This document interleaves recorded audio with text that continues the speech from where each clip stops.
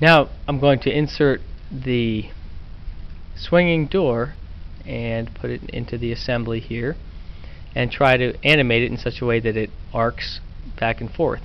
So I bring in the actual swinging door, I will rotate it a little bit, and this type of a constraint is now to constrain edges. So I will mate the bottom edge of the door here with the top edge of the beam and apply it.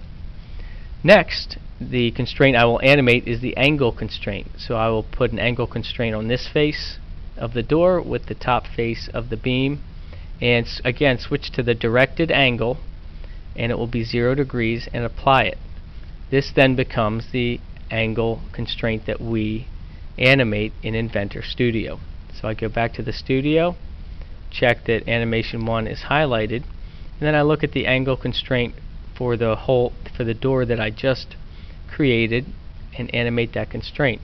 It will start at 0 degrees and go to 45 degrees, and I'll do it over 2 seconds to be consistent. And then as you drag the playhead back and forth, you can see the animation. At this point, all animations are done for the whole, and I can preview how they work. When you're ready, you click on the record button and you can create a video file. So it looks, you can accept the generic settings here, or if you want to experiment, you can. The time range will go from 0 to 2 seconds for what I'm doing. The frame rate is 15 frames per second, and I'll say launch player. Once you begin to render it, Inventor will give you some options,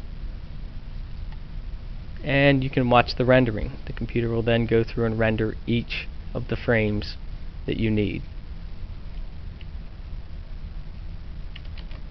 When you're done, Inventor will launch the Windows Media Player if you asked it to, and it will show you the result.